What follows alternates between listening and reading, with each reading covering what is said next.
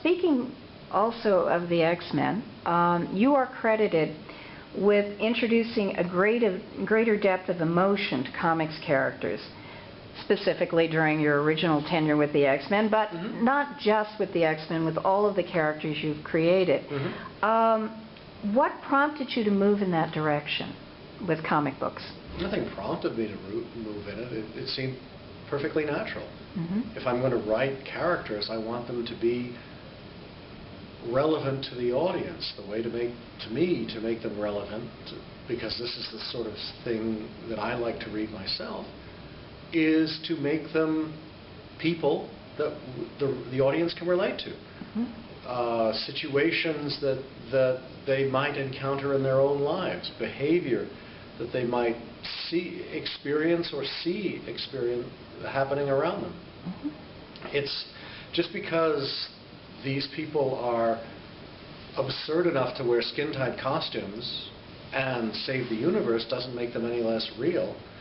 You look on it in the same sense that the X-Men wear their skin suits the way a fireman wears his gear, a policeman wears his uniform, a doctor wears his white coat, and you take it from there. So they're people first, people in uniform second. Well, people first. Yeah. That's the key. Otherwise, what's the point? I mean, they shouldn't be thought of as icons or special. Being superheroes, being superpowered, doesn't make them any different at their bedrock from the audience. The more you can draw a link from one to the other, have a simpatico moment, a simpatico feeling, that binds the reader that much closer to the story and makes them that much more enthusiastic about coming back next issue to see what happens next. They invest in the characters. And from the point of view, my point of view as a creator, but also as a commercial artist, I guess, as you know, you want them to come back next issue, and the way to get them to come back is to create characters that are real enough and relevant enough and empathic enough for them to care about, and then put them through hell. Torture your characters, always a good thing to do. That's conflict. Yeah.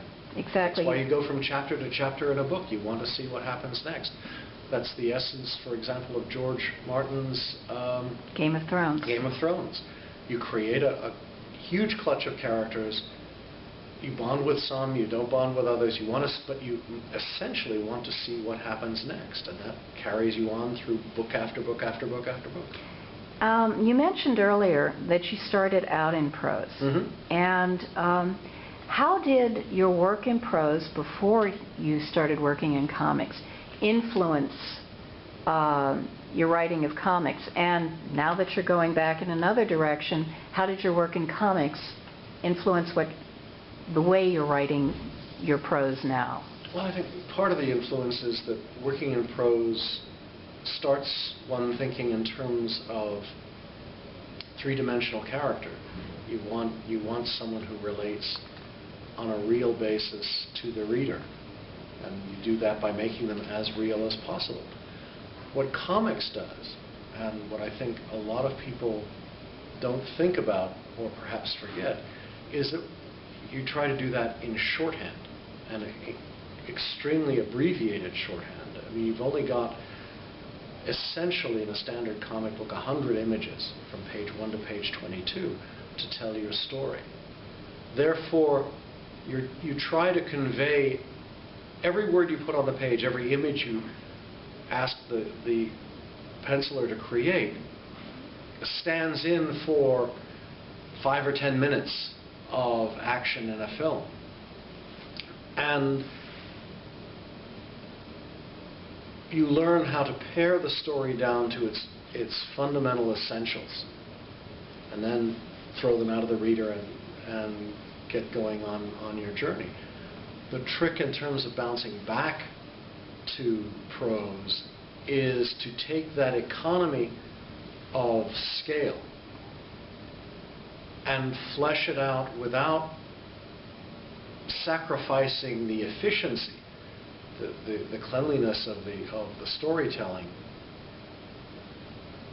and hopefully come up with a prose piece that moves like lightning, but is not overweight with extraneous verbiage. Also, I wanted to ask you if you had any thoughts on the current renaissance in superhero films, TV shows, and novels.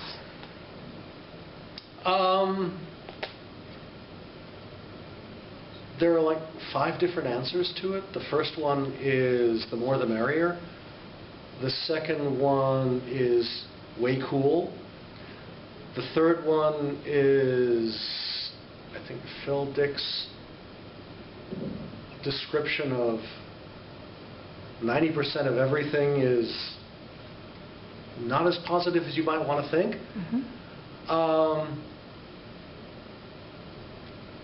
I found myself enjoying Thor a great deal, but in my heart of hearts, I'm rooting more for X-Men. Understandable. I have to admit I'm a prejudiced person in that regard. It's fun.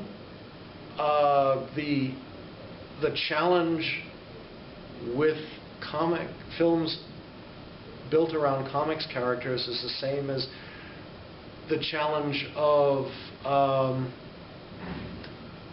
doing another Pirates of the Caribbean.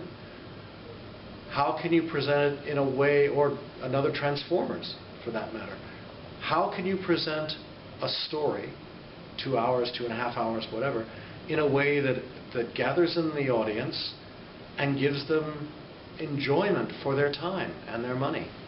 I like to think, again, this is my pure prejudice, and this is based on knowing Lauren Schuler Donner for a long time and having watched them work on the show, that X-Men First Class has a tremendous shot at doing that, simply because you have a collection of characters who are well realized and well presented, both in terms of the actions that they do on screen and the actors who are portraying them, that there are a variety of people you can bond with and a variety of people you can be in suspense about. Suspension, goodness. As opposed to a film like Thor, where it's just 1 or 2 or 3 characters. It's more perhaps the attention is more focused there, but there's less variety.